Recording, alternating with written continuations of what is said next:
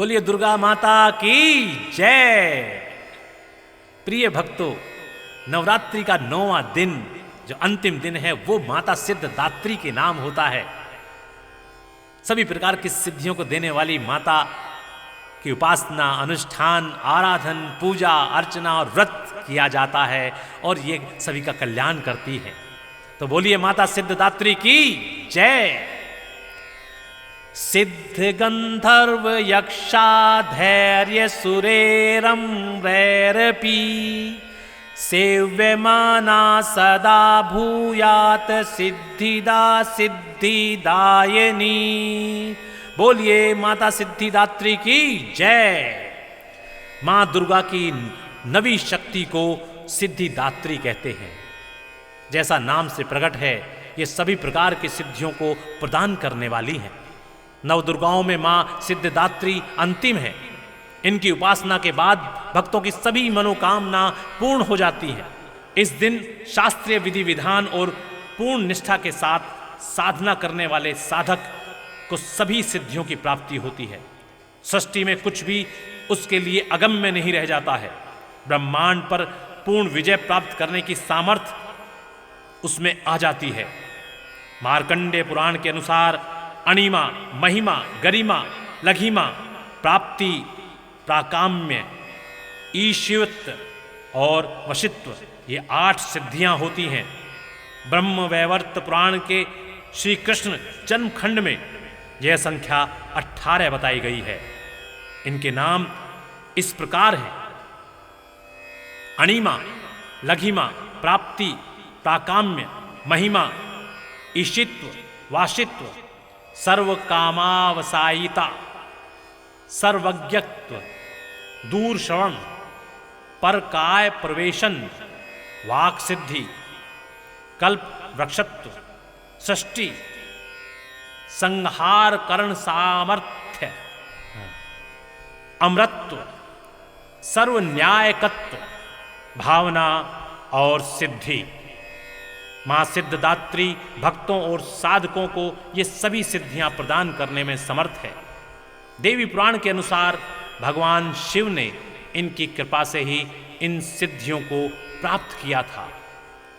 इनकी अनुकंपा से ही भगवान शिव का आधा शरीर देवी का हुआ था। इसी कारण वे लोक में अर्धनारीश्वर नाम से प्रसिद्ध हुए। मां सिद्धिदात्री 4 भुजाओं वाली हैं। इनका वाहन सिंह है। ये कमल पुष्प पर भी आसीन होती हैं।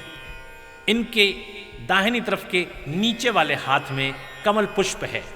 प्रत्येक मनुष्य का यह कर्तव्य है कि वह मां सिद्धिदात्री की कृपा प्राप्त करने का निरंतर प्रयत्न करे, उनकी आराधना की ओर अग्रसर हो। उनकी कृपा से अनंत दुख रूप संसार से निर्लिप्त रहकर सारे सुखों का भोग करता हुआ वह मोक्ष को प्राप्त कर सकता है। 9 दुर्गाओं में मां सिद्धिदात्री अंतिम है। अन्य 8 दुर्गाओं की पूजा उपासना शास्त्रीय विधि विधान के अनुसार करते हुए भक्त दुर्गा मां के 9वें दिन इनकी उपासना में प्रवृत्त होते हैं। इन सिद्धिदात्री मां की उपासना पूर्ण कर लेने के बाद भक्तों और साधकों की लौकिक परालौकिक सभी प्रकार की मनोकामनाओं की पूर्ति हो जाती है।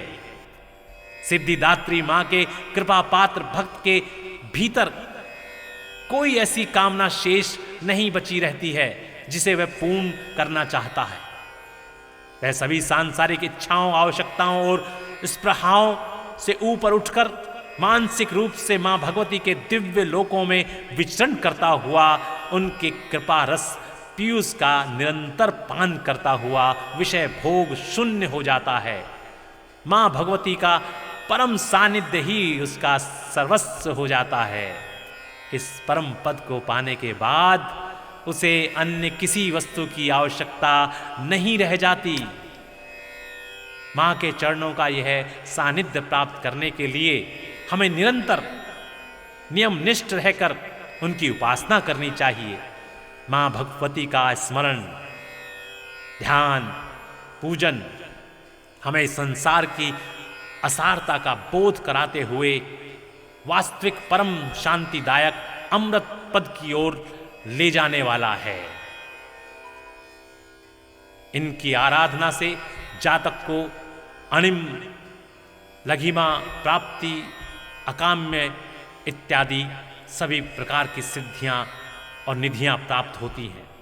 आज के युग में इतना कठिन तप तो कोई नहीं कर सकता, लेकिन अपनी शक्ति अनुसार जब तप पूजा अर्चना कर कुछ तो माँ की कृपा का पात्र बन ही सकता है। प्रत्येक सर्वसाधारण के लिए आराधना योग्य यह श्लोक सरल और स्पष्ट है। माँ जगदम्बे की भक्ति पान के लिए इसे कंठस्थ कर नवरात्रि में नवमी के दिन इसका जाप करना चाहिए। या देवी सर्वभूतेषु माँ सिद्धिदात्री रूपेण संस्थिता, नमस्तस्यै नमस्तस्यै नमस्तस्यै नमो नमः। अर्थात हे माँ सर्वत्र विराजमान और माँ सिद्धिदात्री के रूप में प्रसिद्ध अम्बे, आपको मेरा बार बार प्रणाम है, या मैं आपको बारंबार प्रणाम करता हूँ। हे माँ मुझे अपनी कृपा का पात्र बनाओ, मुझे अपनी कृपा का पात्र बनाओ माँ। तो बोलिए माता सिद्धिदात्री की जय हो, जय हो, जय हो। प्रिय भक्तों, नवरात्रि का 9वां दिन जो अंतिम दिन है वो माता सिद्धिदात्री के नाम होता है। सभी प्रकार की सिद्धियों को देने वाली माता की उपासना, अनुष्ठान, आराधन, पूजा, अर्चना और व्रत किया जाता है और ये सभी का कल्याण करती है। तो बोलिए माता सिद्धिदात्री की जय। सिद्ध गंधर्व यक्षाधैर्य सुरेरम रैरपी, सेव्यमाना सदा भूयात सिद्धिदा सिद्धिदायिनी। बोलिए माता सिद्धिदात्री की जय। मां दुर्गा की नवी शक्ति को सिद्धिदात्री कहते हैं। जैसा नाम से प्रकट है, ये सभी प्रकार की सिद्धियों को प्रदान करने वाली है। नवदुर्गाओं में मां सिद्धिदात्री अंतिम है। इनकी उपासना के बाद भक्तों की सभी मनोकामना पूर्ण हो जाती हैं। इस दिन शास्त्रीय विधि विधान और पूर्ण निष्ठा के साथ साधना करने वाले साधक को सभी सिद्धियों की प्राप्ति होती है। सृष्टि में कुछ भी उसके लिए अगम्य नहीं रह जाता है। ब्रह्मांड पर पूर्ण विजय प्राप्त करने की सामर्थ्य उसमें आ जाती है।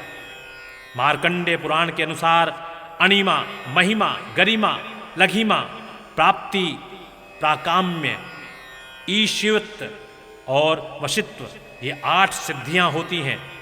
ब्रह्म वैवर्त पुराण के श्री कृष्ण जन्मखंड में यह संख्या 18 बताई गई है।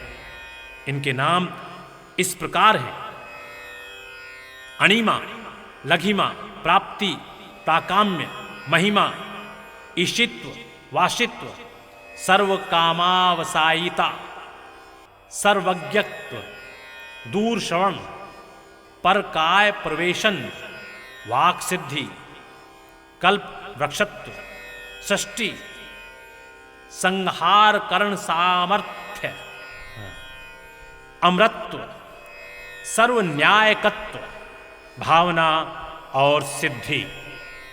मां सिद्धिदात्री भक्तों और साधकों को ये सभी सिद्धियां प्रदान करने में समर्थ है। देवी पुराण के अनुसार भगवान शिव ने इनकी कृपा से ही इन सिद्धियों को प्राप्त किया था। इनकी अनुकंपा से ही भगवान शिव का आधा शरीर देवी का हुआ था। इसी कारण वे लोक में अर्धनारीश्वर नाम से प्रसिद्ध हुए। मां सिद्धिदात्री 4 भुजाओं वाली हैं। इनका वाहन सिंह है। ये कमल पुष्प पर भी आसीन होती हैं। इनके दाहिनी तरफ के नीचे वाले हाथ में कमल पुष्प है। प्रत्येक मनुष्य का यह कर्तव्य है कि वह मां सिद्धिदात्री की कृपा प्राप्त करने का निरंतर प्रयत्न करे, उनकी आराधना की ओर अग्रसर हो। उनकी कृपा से अनंत दुख रूप संसार से निर्लिप्त रहकर सारे सुखों का भोग करता हुआ वह मोक्ष को प्राप्त कर सकता है। 9 दुर्गाओं में मां सिद्धदात्री अंतिम है। अन्य 8 दुर्गाओं की पूजा उपासना शास्त्रीय विधि विधान के अनुसार करते हुए भक्त दुर्गा मां के 9वें दिन इनकी उपासना में प्रवृत्त होते हैं। इन सिद्धिदात्री मां की उपासना पूर्ण कर लेने के बाद भक्तों और साधकों की लौकिक परालौकिक सभी प्रकार की मनोकामनाओं की पूर्ति हो जाती है। सिद्धिदात्री मां के कृपा पात्र भक्त के भीतर कोई ऐसी कामना शेष नहीं बची रहती है जिसे वह पूर्ण करना चाहता है। वह सभी सांसारिक इच्छाओं, आवश्यकताओं और स्पृहाओं से ऊपर उठकर मानसिक रूप से मां भगवती के दिव्य लोकों में विचरण करता हुआ उनके कृपा रस पीयूष का निरंतर पान करता हुआ विषय भोग शून्य हो जाता है। मां भगवती का परम सानिध्य ही उसका सर्वस्व हो जाता है। इस परम पद को पाने के बाद उसे अन्य किसी वस्तु की आवश्यकता नहीं रह जाती। मां के चरणों का यह सानिध्य प्राप्त करने के लिए हमें निरंतर नियमनिष्ठ रहकर उनकी उपासना करनी चाहिए। मां भगवती का स्मरण, ध्यान, पूजन हमें संसार की असारता का बोध कराते हुए वास्तविक परम शांतिदायक अमृत पद की ओर ले जाने वाला है। इनकी आराधना से जातक को अणिम, लघिमा, प्राप्ति, अकाम्य इत्यादि सभी प्रकार की सिद्धियां और निधियां प्राप्त होती हैं। आज के युग में इतना कठिन तप तो कोई नहीं कर सकता, लेकिन अपनी शक्ति अनुसार जब तप पूजा अर्चना कर कुछ तो मां की कृपा का पात्र बन ही सकता है। प्रत्येक सर्वसाधारण के लिए आराधना योग्य यह श्लोक सरल और स्पष्ट है। मां जगदम्बे की भक्ति पान के लिए इसे कंठस्थ कर नवरात्रि में नवमी के दिन इसका जाप करना चाहिए। या देवी सर्वभूतेषु मां सिद्धिदात्री रूपेण संस्थिता।